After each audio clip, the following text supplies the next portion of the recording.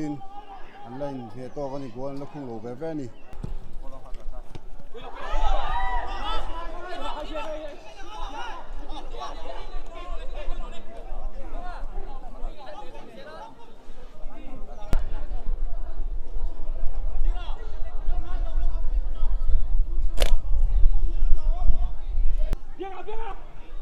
Bieka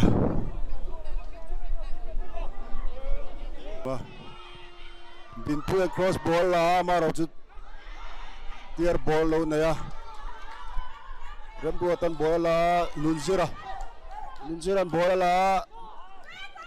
nunzira na try ya maro chu goal lo pitan lo head chuaka ruata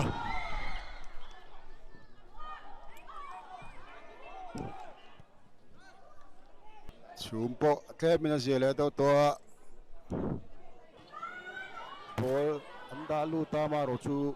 lo mom lawa chan chuan ball la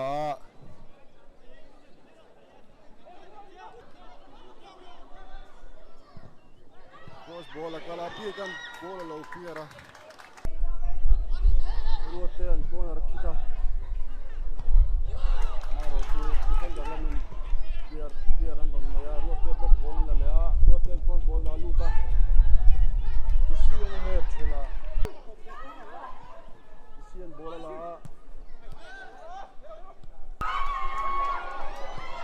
try ya goal Isia Isak Ralte ya Isak Ralte tinga tidon Isak Ralte corner Kompeta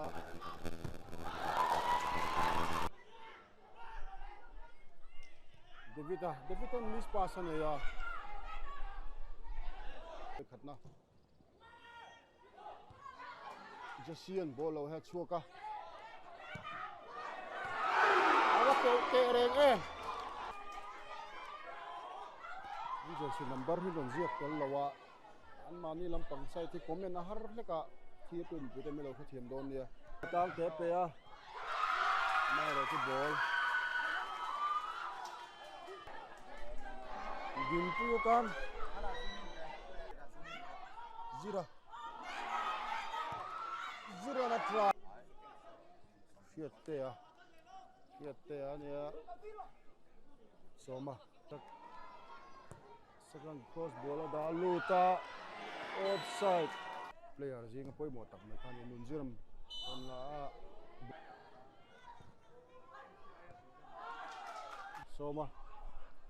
Soma na kosa Isaka na head luta Zobawk South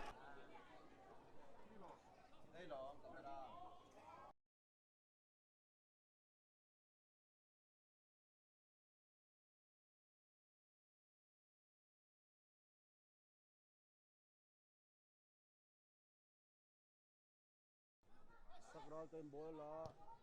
goal da luta on goal kat mai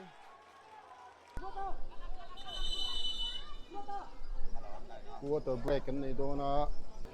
an me chen ton le dona water break azawa ninjiran bola la ninjira du ai na pal chak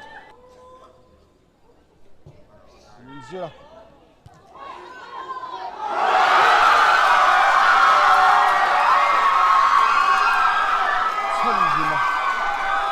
Jersey number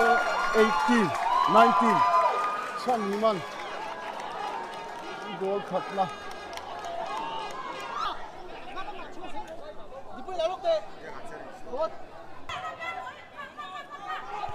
Sia ball ha ka jen ball lo la Dinpuya na cross a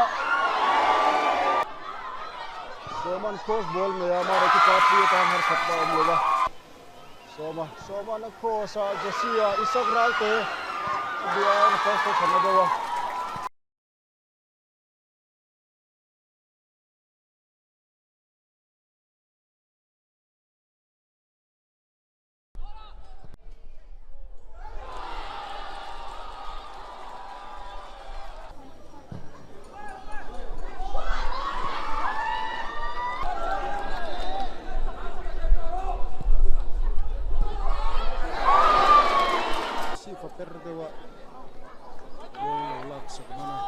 chuan ball la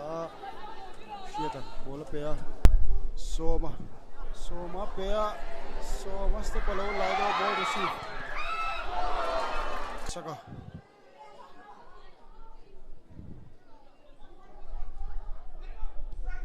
Lua Someone cross ball Maroju another one Keshetan ball la Isak Ralte try Keshetan across the sea Zetitan sa additional time hun peg bel minute nga ya Dingan miss pass na Ruatan sa kape katuma Desian bola lamana Soma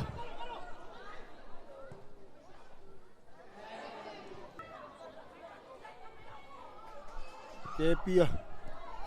na cross Maroju Keshetan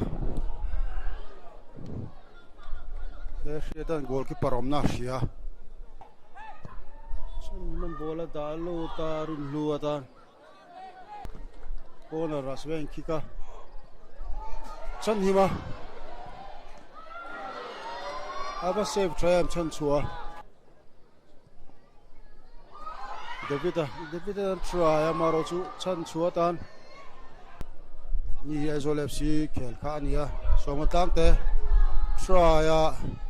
ma chu dingan lo block corner voingana huna top ta tikhan Zobawk South lampang te quarter final anin pet kai ta Rahsiveng lampang te round of 16 atangin an lo tla